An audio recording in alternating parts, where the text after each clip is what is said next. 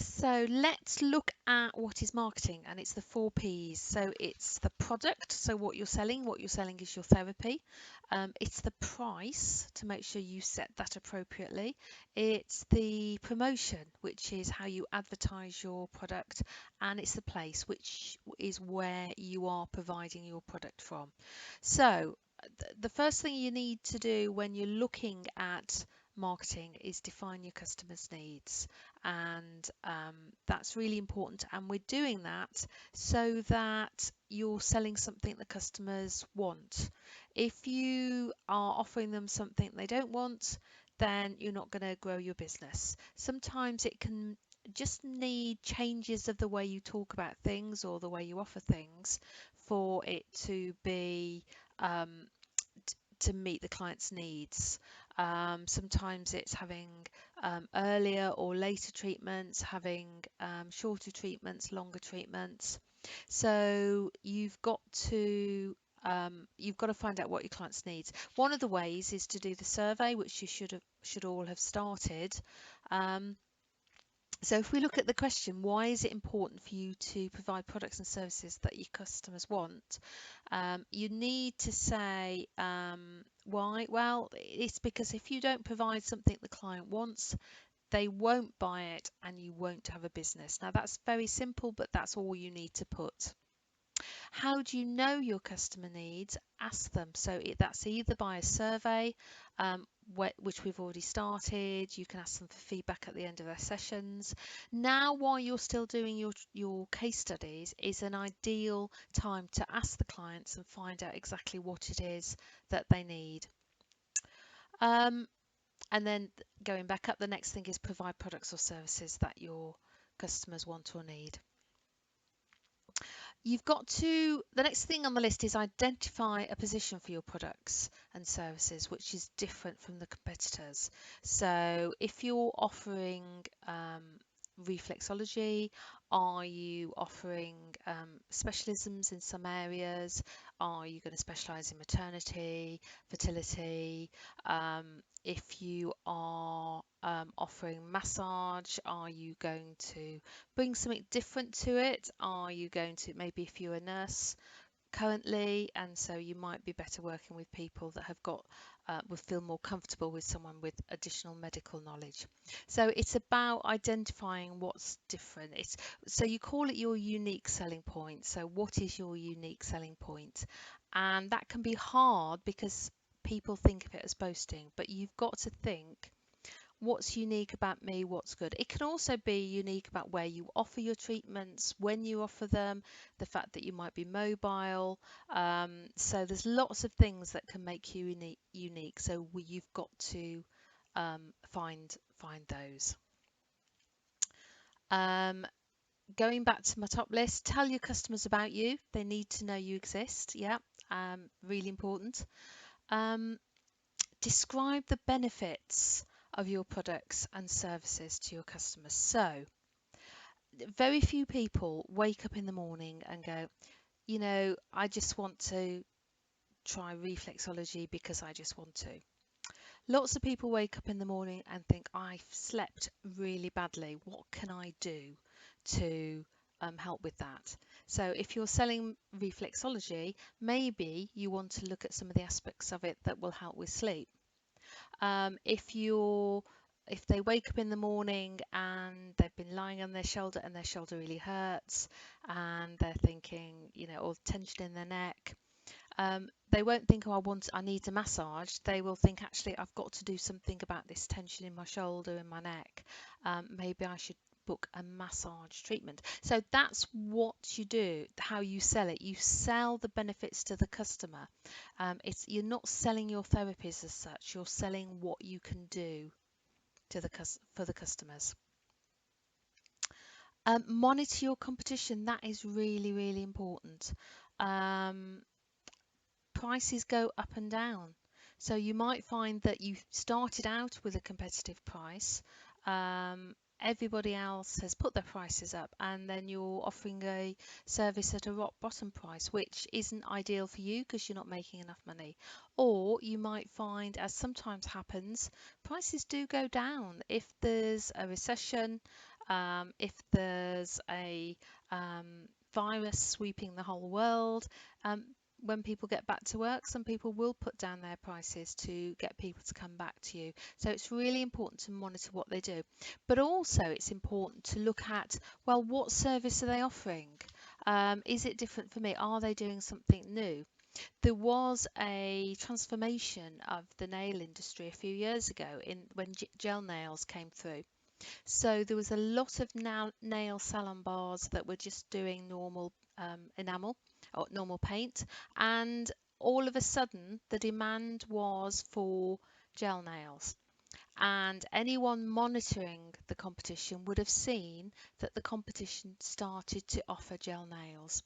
Um, and those that didn't, um, they went out of business. So, or they adapted and they started doing gel nails, but they'd lost some of their business. So it's really important to monitor what the competition are doing, and keep up with the any changes in the market as well, which is a similar thing. So let's just go through the other questions. So why is it important for you to provide the products and services your customers want? Because otherwise they won't buy them, you won't have a business. How do you know what your customers need? You ask them in lots of different ways, surveys, feedback. Why is it important for you to compare your products or services with your competitors?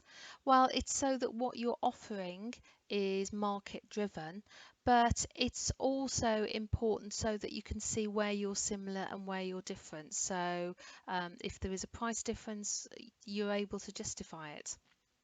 Why is it important for you to make products or services different from those of your competitors? Because they'll then choose you.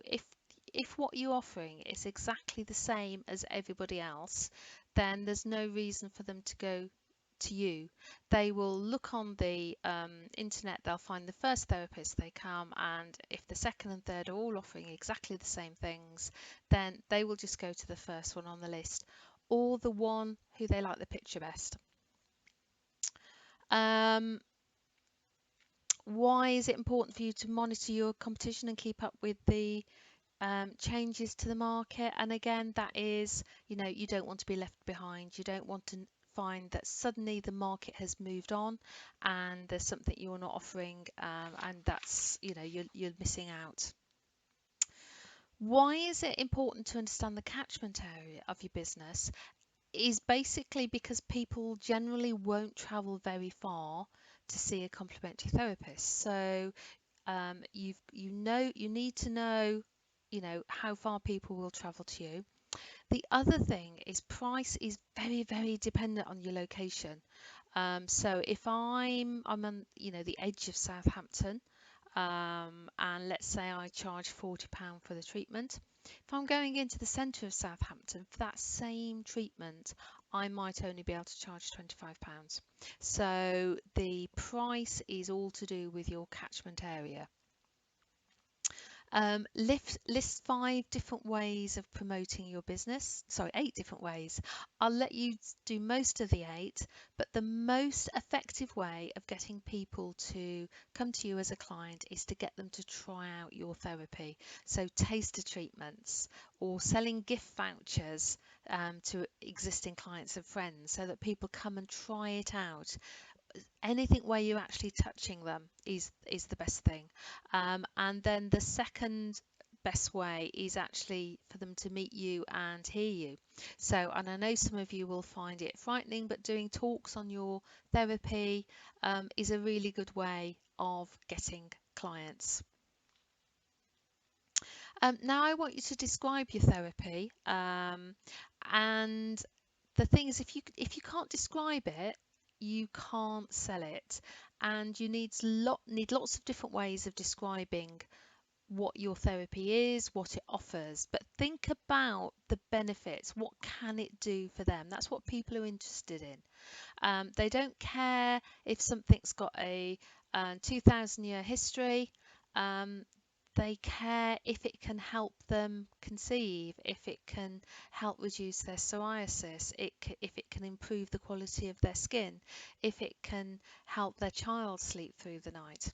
So think about what your therapy is, describe it, but don't go into lots of details about the history. This is your elevator pitch. So you're in the elevator, you've got 2 minutes to describe what you do, and you've got to sell your therapy. So think selling therapies. Don't go into detail about where it came from, exactly what happens.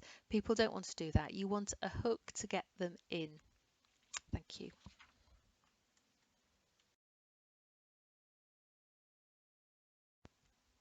Let's look at employment opportunities. Now, most therapists are self-employed, but there are a variety of ways that you can arrange being self-employed. So, you can have a home treatment room. So you can be a self-employed therapist working from home. You can also be a mobile therapist, which again, they're normally self-employed, or you can rent a room in a clinic. There's various options when renting the room. Um, so you either rent the room for the day or the half day. It's best not to do that until you've actually got some clients to bring to it. Lots of places will sell you the room and say, yes, I'll send you people, and then they actually don't. So it's best not to jump straight into renting a room unless you get a really good offer that you just can't refuse. Um, the other thing to do is, especially if it's an established room that may be empty, is agree with the person renting you the room that you only pay the rent when you've got clients for maybe the first 3 months. Um, Obviously, if it's a really busy through fair, they've got loads of people coming and going, you probably have just got to go for it. The other way of working for a clinic is you work for the clinic take the money.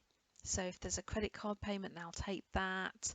They're responsible for dealing with reception, booking people in, and they will then pay you as a self-employed therapist depending on the number of clients you see. So if you see 3 clients, you'll get paid for 3 clients. Now, they normally take around 50% of the money that they are charging. But you've got to remember, quite often they'll include towels, couch roll, that sort of thing. They will be booking people in, they will be marketing you. And if you're going to a nice clinic, maybe your treatment is worth £80. If you are treating someone at home, maybe you can charge £50 because you're at home. Same treatment, but different location will definitely change the amount you can charge. So don't dismiss it. Sometimes actually it is a good deal, and you'll get to see people that maybe wouldn't come to your home treatment room or wouldn't want you to go to their mobile. So what else have we got? You can be employed. Um, Being employed as a therapist generally is not the best option because people don't pay very much. So maybe they are charging £50 for each treatment you do, and they're paying you £12 a treatment. So um, sometimes it's good. It's really good to get lots of experience. But that's, you think, oh, I'm being taken advantage of here a little bit. Spas, a good place to work. Very hard work. I wouldn't want to do it. I know lots of people that have gone on from the school and have worked in spas, and generally they've done it for a short amount of time to get lots of experience, and then they've left because they really do want their pound of flesh at the spa. Cruise ship is an interesting one. We're in Southampton. There's lots of cruise ships coming and going, and it can be a really good way to go and do something different. But again, you get worked really hard, the hours are long, and the pay isn't great. You can work for a corporate. So you can go in and you can do treatments on a, Thursday afternoon, say, or something like that. There is research that shows that having complementary therapies for the employer can reduce the time that their employees are off sick. It helps to keep them coming back because they feel looked after. So if you want to get into a corporate environment, you really need to do some research and find out what research is available for your particular therapy and sell it to the corporate on the basis that actually it's not just being nice, this will save you money in the long term. What else have I got? Working in hospice. There's more jobs in hospices now. There's not many, but there are a few, and they're paid, which is great. Um, and the other one I've got, I don't know if I've got 10 here, but the last one on my list is volunteer. Now, you're not going to obviously earn any money, but you should be able to get expenses back. So any creams and lotions you're using, the charity should fund those for you, and it can be really good experience for you.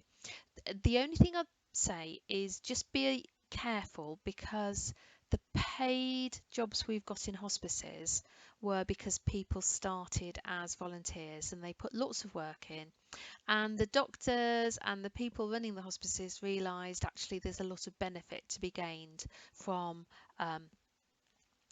people having complementary therapies. But if you then go in there and you're treating for free, um, you know, do it for a short time. But if you're doing it too much and it stops them employing people, that's not good for the industry. We want to get to a stage where there's a lot more paid employment in hospices, because it is an area that we know we can give people a lot of benefit at a time a lot of other things actually don't help them. So those are just a few of the opportunities.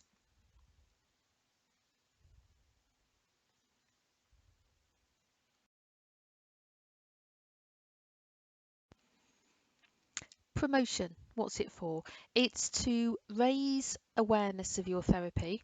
So even if people have heard of your therapy, they might not understand what's involved with it or what the benefits are. It is to encourage people to try your therapy, and one of the ways of doing that is to talk about the benefits rather than the actual therapy, and it's then to encourage them to come back. So, what are the 6 ways of promoting your therapy? The most effective is in person. Whether you're doing taster treatments or you're doing a talk on your therapies, that's the best way. Paper, on paper leaflets or posters, they are not very effective, but they are cheap.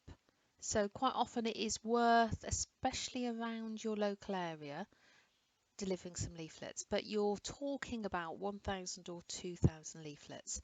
If you're going, oh, I've done 30 leaflets and I've not heard anything, well, um, that's why you've only done 30 leaflets. You're only talking of a response rate of 1 or 2%. You can put that up a little bit if you put a little bit enough on it. Um, don't have any leaflets delivered with local free papers, because there's surveys show that a lot of people just bin the whole thing.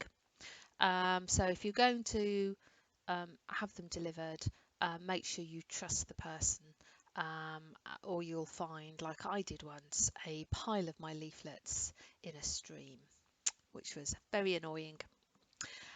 Existing clients, they are one of your best sources of promotion, but they will only promote you if you ask them to. So you need to tell them that you're trying to increase your clients and ask them if there's anyone they think might be interested in your services. Now, I wouldn't give them free treatments or an actual reward for referring me.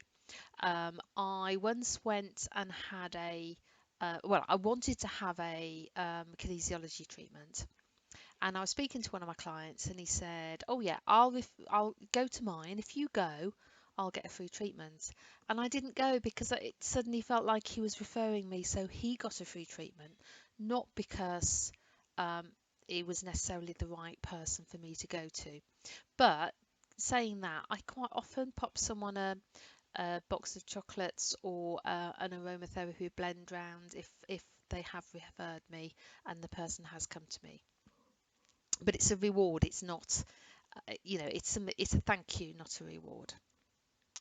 Internet, Facebook, websites, internet age, we can't get away from it. So you really need to do some online marketing. Third parties. So I once worked at a clinic, and one of the physios was really good at referring people to me. So when they'd finished with her, quite often she'd send them to me, and then I would have them for sort of 5 or 6 treatments to just finish off their recovery. So that sort of referral is really good if you can get it working. TV and radio, with our budgets, generally we don't have a chance to go on TV and radio. So, what information should you put on your leaflet? And I'll let you to do some research on that and have a look at what other people put on their leaflets. But one question I've got for you is, should you include the price or shouldn't you? So the arguments are, if you don't include the price, people won't know how much it is and they won't call in case it's more expensive than they thought, so you've lost a client. If you do include a price, then um, they might find that it puts some people off. I don't think that there's not an answer to that. You see leaflets with and without prices, and it depends on lots of things, how the treatment is, how the leaflet is working. Special offers, probably it's good to put the price. If you're giving £10 off a treatment, it's good to know £10 off what. But it's difficult. There's not a right or wrong answer. Looking at the health doctor advert, what's wrong with that? Well, 3 main things.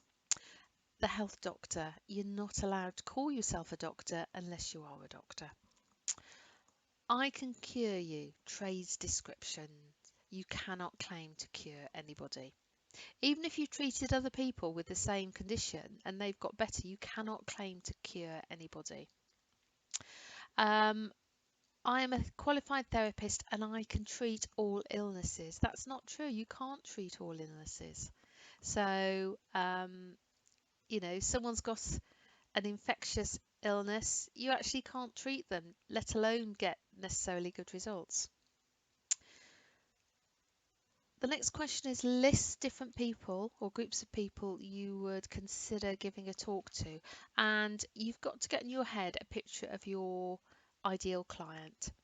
And lots of people go, well, I'll treat anybody, but that's not the case. There are a certain type of client that are going to be more likely to be your clients. So when I worked at the tennis club, I did some talks and we had lots of people come, and they were people with sports injuries.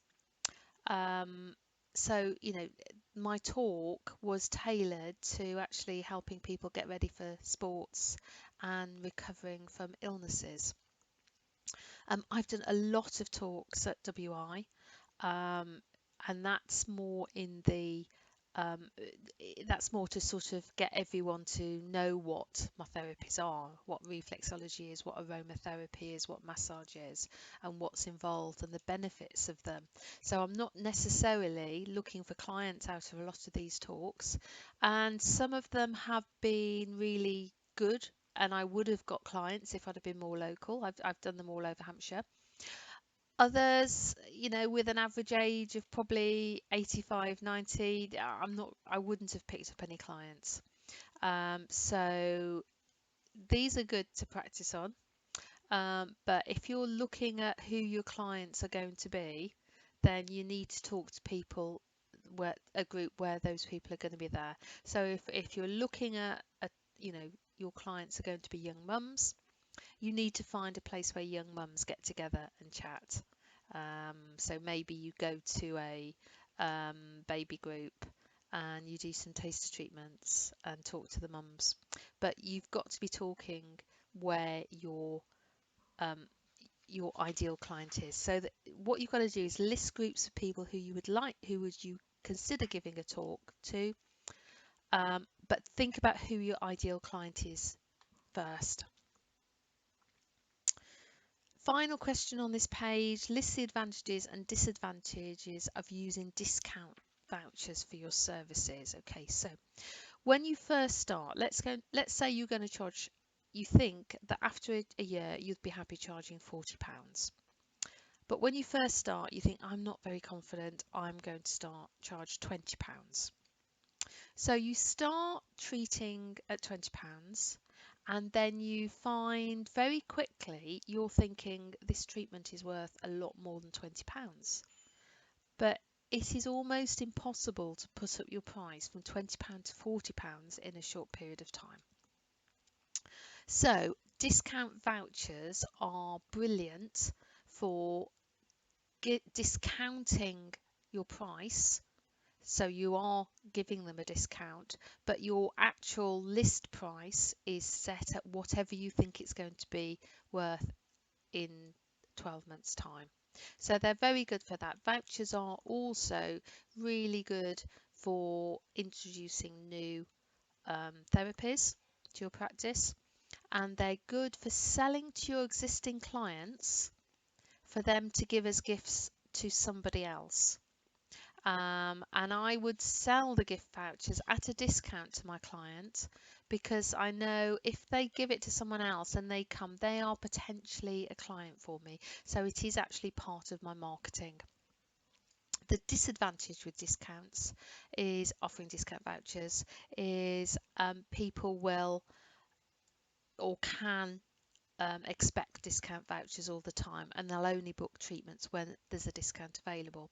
And you get that with some of the online discounters such as Voucher, High Life, Dreamtree.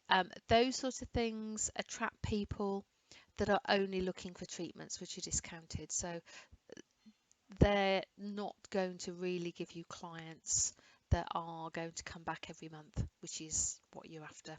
So discount vouchers definitely have their place, but you've got to be careful and don't overuse them and don't use them for too long.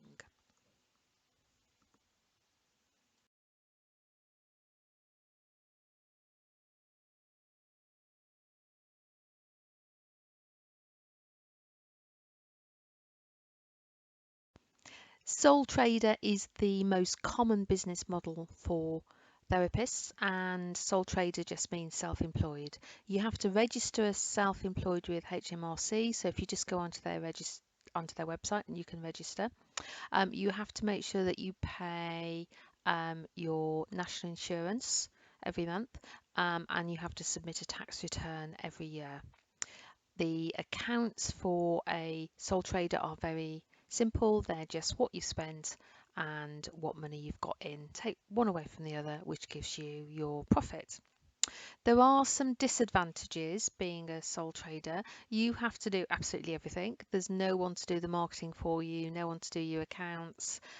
So it can feel like there's a lot of admin around it if you're not organised. There's no holiday pay and no sickness pay. So when you are earning money, you need to make sure you're putting money away for the times when you are not going to be earning. So holiday periods, if you're going to be away for 2 weeks, you're not going to be earning. But also generally in the summer holidays, client numbers can fall off because they're going on holiday.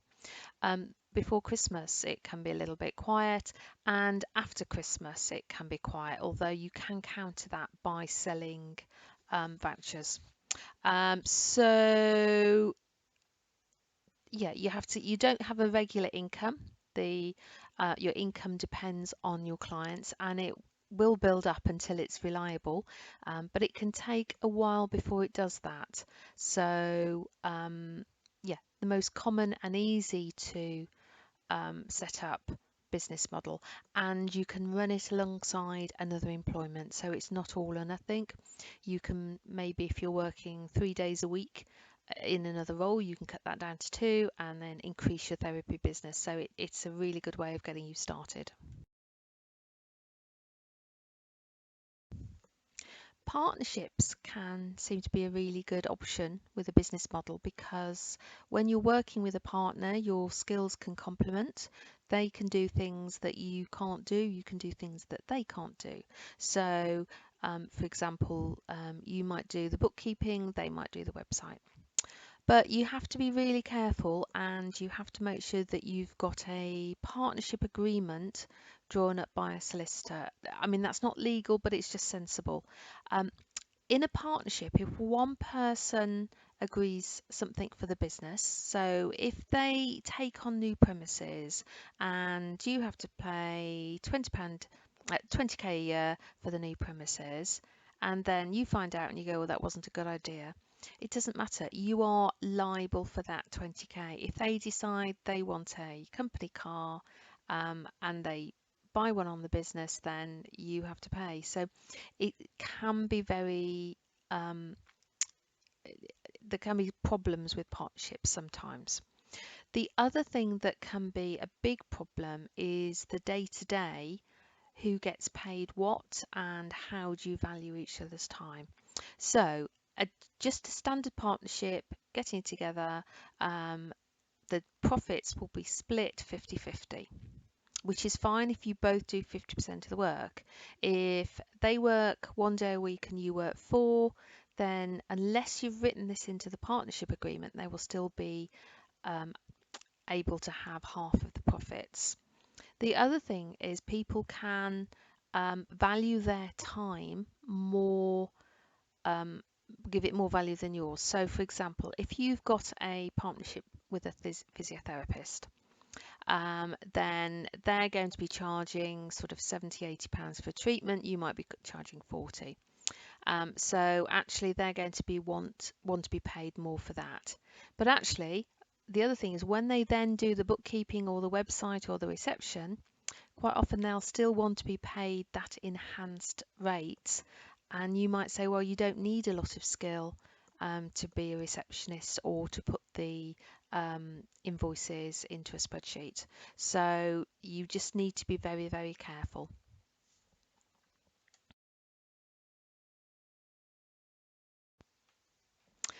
The main advantage of a limited company is the company is separate from you. So if you are self-employed and you run up debts, you are liable for those debts. If you've got a limited company, then that limited company is liable for the debts. So the creditors of the company cannot come to you and say, I want you to sell your house because I want your money. So limited companies can be good for when you're running anything that's a little bit risky, maybe events that you may or not be successful. It's also more efficient on tax depending on exactly what you're doing, but you'd need to take advice from an accountant. The disadvantages of a limited company are there are things you have to do every year. Otherwise, as the director, you can be fined. And so it is a little bit more expensive. You have to pay to set up the limited company. You have to pay to file your accounts every year. I've got a limited company and I use an accountant. You don't have to, but for me, I think it's just easier because I don't want to let these things drop that might end up with me being fined. So most therapists don't go for a limited company. Where they do it tends to be if they maybe have a clinic and they run a clinic and they've got lots of people involved in it, rather than having your own business with your own clients. If they're employing lots of different therapists, if they're employing receptionists, then that is when people tend to set up a limited company.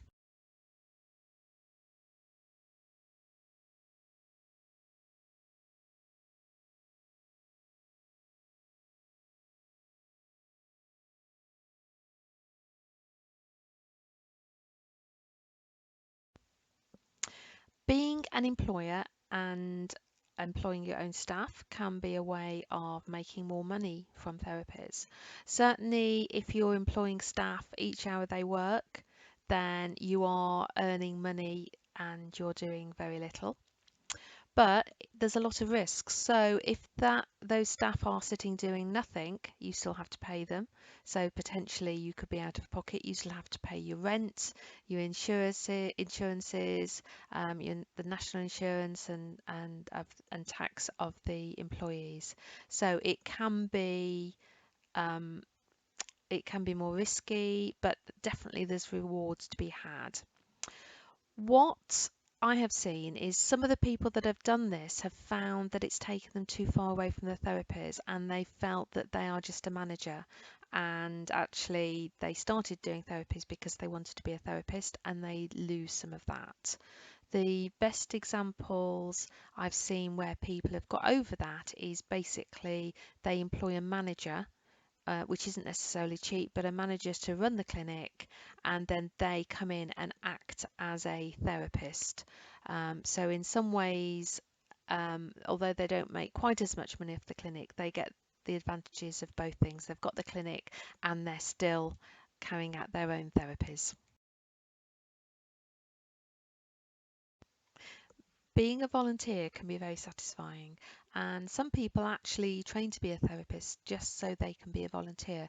They're not really interested in running their own business. But anyone can volunteer. You don't have to necessarily have lots of experience. You get a lot back. You treat people you probably wouldn't have the opportunity to treat in a private practice. So you do get a lot out of it. You work with other therapists generally, and you learn from them. And you just get that warm glow that you're doing something really good. If you are volunteering to help somebody, there's a couple of things to be aware of. You should be able to claim your expenses, so it shouldn't cost you anything to volunteer. Now, if you are only a volunteer and you are not you don't have a private practice, you should think about getting the place you're volunteering with to pay for your insurance and your membership of your professional organisation. That's not unreasonable if you're just working for them and you're not getting an income. The other thing to be aware is where there are paid therapists working in the same location, you don't want to undermine them. As therapists, work very hard to get more paid positions, and if people are volunteering, sometimes the bean counters can go, well, actually, we'll use this person because they don't cost us anything, rather than someone that they need to train. But it's definitely a very worthwhile thing that you can do, and that makes you feel good and you learn a lot.